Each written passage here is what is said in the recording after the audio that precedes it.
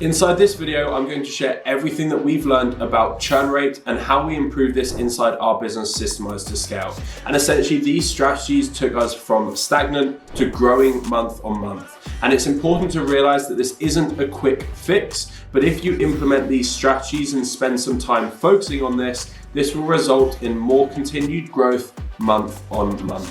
Firstly, it's easy to think that churn is a normal part of business and simply just to ignore it. But the first way to improve something is realizing that it needs your time and attention. And in order to grow your business, if you reduce your churn rate, you'll be able to consistently scale month on month. And not only that, but you'll be able to scale with less marketing costs, less energy, and less team members because your current clients would stay longer. Once you realize that you need to start improving your churn rate, the most important thing is to actually start tracking it. Churn can be calculated by a simple formula of taking the number of clients lost divided by the total number of clients at the start of that time period. Simply take this number, multiply it by 100, and then you have your churn rate. Now, to give you a specific number on what your churn rate should be, it's very much dependent on the business. If we take a fitness coaching business as an example, a product which is delivered online and working one-on-one with a client, a churn rate of about 5 to 6% would be incredible. But we do have to realize that if your product isn't on a one-on-one basis and it's more of a course-based product and a one-to-many, your churn rate will naturally be a little bit higher. But one of the simplest ways of improving your churn rate is building a personal relationship with every client that you have. If clients feel a part of something rather than just a number out of many, then they're a lot more likely to stay. Now that you've realized what your churn rate is, the next step to take is actually understanding the reasons behind this data. It's all well and good having numbers and percentages, but what does this actually mean? And for us to dive into this deeper, we want to get some specific data from your clients. So the best way to go about this is go inside your payment processor, which will most likely be Stripe. Download a list of your customers and filter this from the highest paying clients to the lowest paying clients. Take a list of your top 10 highest paying clients and your lowest 10 lowest paying clients. Then you simply need to reach out to each of these personally. Don't do it in an email newsletter, reach out to them personally because you'll get a better response. Simply ask them why they left the program and what's one thing that you could do to help ensure that they stayed longer. If they are still a member of your program, simply ask what you can do to help deliver more value so that they would stay even longer. These simple questions get clients to give you their real feedback. Data is great, but we want to understand what it means, and going out to the people who are actually getting their credit card out and paying you money is the best data that you could ever ask for. This will essentially give you some instant results that you can take away and you can look at implementing. You can then look at implementing some systems into your business to help you deliver what it is that your clients need. Because when you started your business, you might have been delivering the service that they need, but naturally they might evolve and you might need to adapt your product and improve your product to facilitate this. And a bonus step for you is to simply add these questions onto a cancellation form. So when clients leave your program, you simply send them a cancellation form so they can submit their request to cancel their subscription. And on that form, we can have these questions as a required field, so clients moving forward have to submit this information to you. You can take this information every single week and then implement these adjustments into your business to make sure that you're constantly improving. First impressions matter regardless of the occasion, but inside numerous different businesses, the onboarding process is often one of the most important steps to think about. If clients are paying you large amounts of money and then they're left feeling a sense of regret, that's only going to end negatively. It's going to end in clients asking for refunds, and it's going to end in you then having to spend even more money on marketing to get even more leads. So here is a simple process that you can implement that we've seen work the best out of all of the onboarding processes that we've tried and tested. Now, inside Systemized to Scale, our all-in-one sales and marketing platform, essentially the platform that we've used to scale 450 at this current point in time of recording different businesses. Now, inside Systemized to Scale, inside automations, we have the whole onboarding system. And essentially what we do with this is we separate this up into a few key automations. The first one is the first main onboarding process.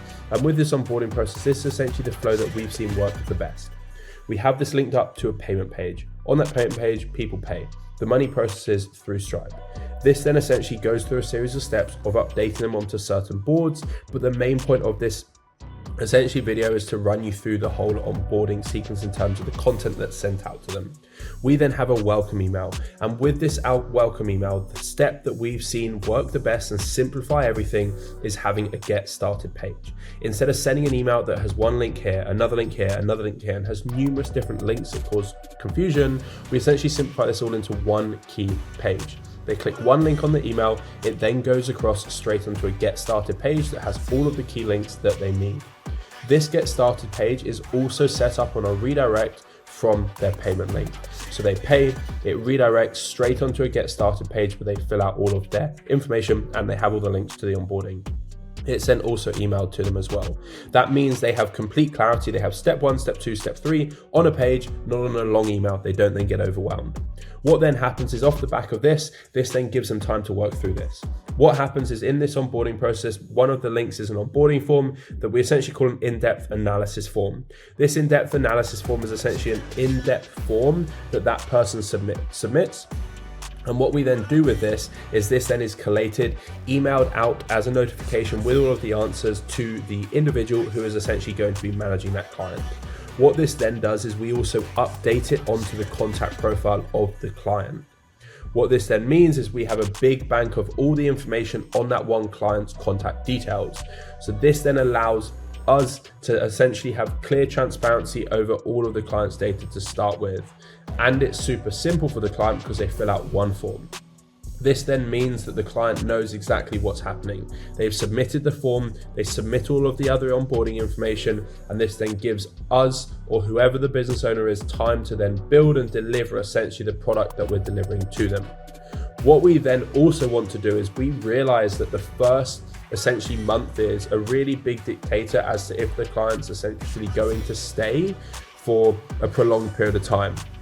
And what we then want to do with this is we want to have a referral email that goes out. And after the first 35 days, that client will have had an incredible experience within the program. They'll have had clear improvements in whatever the offering is, that we want to give them the ability to refer us another friend, another family member in return for whatever our referral incentive is. For example, inside our business, we have an affiliate scheme where users can refer more people to our platform, and in return, they then get given 25% of that person's monthly subscription for life. An incredible referral scheme that works incredibly well for us because it pays out really well for clients. But you can have a referral scheme, and what we then do here is 35 days later, it sends out an email about the referral scheme with a really short form that they can get their friends, their family members to fill out, and that then pulls into that user's CRM system. They then have a list on their inquiry board of all of their referral leads. So if we come into opportunities, we come across into inquiries, they then have a list of referrals. They're their warm prospects, and they're going to be the lowest hanging fruit, the easiest leads to convert because they already see you as an authority figure because their friend has referred you and their friend has already got amazing results. They are essentially bought into the process already, and they probably already know the price point because their friend will have mentioned it to them. What we then want to do again is 60 days later ask for another referral, 6 days after that another referral, essentially 2 months, and then 2 months later. We have to realize that people will always refer you people after they have had an amazing experience. But sometimes they need a reminder, and they need a reminder of the incentive that they get in return. Depends what type of client you're working with. Some will love a monetary incentive, some won't really be that incentivized by money if you're working with sort of wealthy individuals. So then you might go down an experience route. You might then give them a voucher for a spa day or something along the lines of that really incentivizes them. And a lot of business owners that we see, they sort of half this process. They don't go all in. They put sort of 1 foot in, they don't step fully in, and they think that, well, I don't want to give away too much money. I'll give them £20, £25. That's not really going to be a needle. That's not really going to be a mover that will move the needle for people looking to refer. We want to give a big incentive that truly incentivizes them. What we then want to do alongside this is we want to then have a process where when someone is Onboarded, 60 days later as well, they get asked for a testimonial. This testimonial can then either be a written option or they can choose to book in a testimonial call. A testimonial call is always going to be the best outcome because a testimonial call allows you to then dictate and steer that conversation. It looks truly authentic as well because it can be a Zoom recording of you and the client talking, and you can steer that conversation based off how you know that the client has responded and the results that they've got. What we then want to do alongside that is when someone books in for their testimonial call, we then also want to, at the end of that testimonial call, mention about the referral incentive again, as you know that they've had a good result because they booked in for a testimonial call. That then can get you more leads coming through the door, and your then clients can start referring you more clients. Third automation, we want to have set up when someone signs up that we have internal notifications that essentially then notify you or whoever the team member is that's managing the client of the clear milestones that that client is reaching. So you can then reach out and congratulate that client, and you can then give them gifts and incentives when they reach those milestones, because you're then rewarding that client's loyalty for staying with you for a prolonged period of time. That onboarding process we've seen work insanely well to essentially scale without creating buyer's remorse. Now, a big aspect of any business is the communication that it has with its clients. If you have a clear system to manage your client communication at scale, that's going to allow you to retain clients even longer. Inside numerous different businesses, there's clear systems that you can put in place to manage clients to a better degree that allows you to put out fires before they even happen.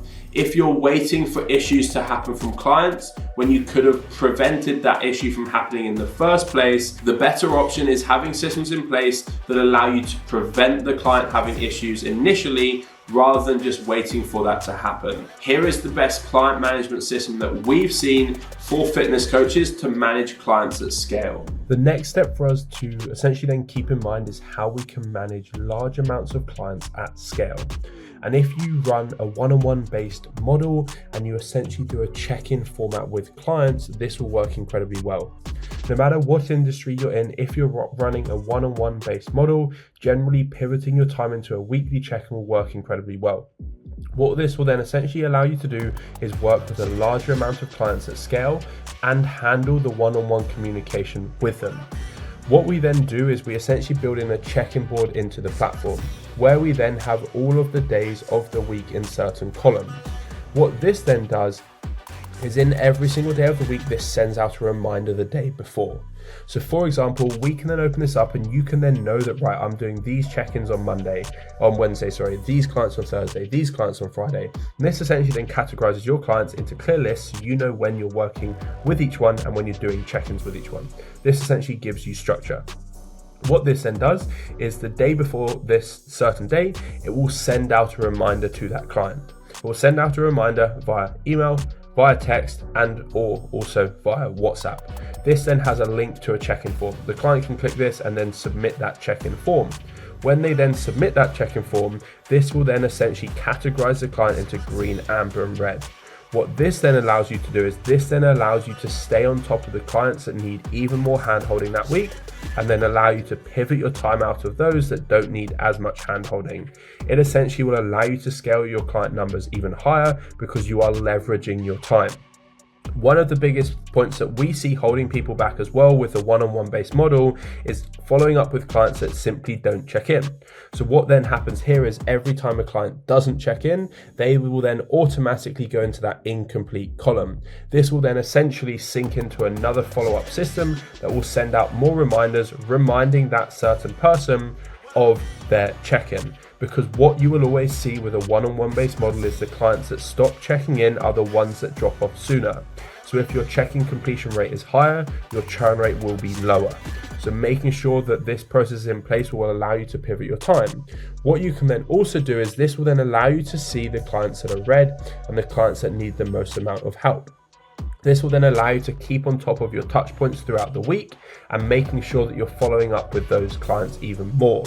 That then means that you're then preventing fires from happening before they happen. This then allows you to then make sure that you don't get these big problems that flare up with clients, which are really hard to deal with. And in order to do this, what we then essentially do is inside automations, we build out a series of automations. If we go into check-ins, what we then want to do is we want to choose one of the certain days of the week. So for example, let's say we went with Monday. What we can then do on this Monday check-in is we then want to essentially have a looping reminder that waits until a certain time, sends out an email, sends out a text and or a WhatsApp, waits, and then loops back around, and that simply recurs every week. What we then want to do is every client that doesn't check in, we then essentially want to come into this incomplete automation where they're then sent an email and a text and or a WhatsApp reminding them of their check-in again. This then will allow you to pivot your time out of all these manual tasks. But what we then also want to do is we want to go a step further, and every time someone checks in, we want their contact profile to be updated with all their answers so they have data in one contact on the system. Whoever's managing them, staff member wise, gets an email with all their answers, and then we want them to be categorized here. This then means that you can pivot your time out and you can stay on top of client communication whilst running things at scale. Just remember that business is about problem solving. Every problem has a solution, but you might just need to think outside the box. And if you're currently neglecting your churn rate, it's a really important metric to start tracking and start improving. Otherwise, your business is essentially a leaky bucket. You're spending all this time, this money, this energy and resources to fill the bucket for the bucket to leak out at the other end. And if you found this video useful and you managed to improve your churn rate, I'd love to hear in the comments which strategies helped you the most.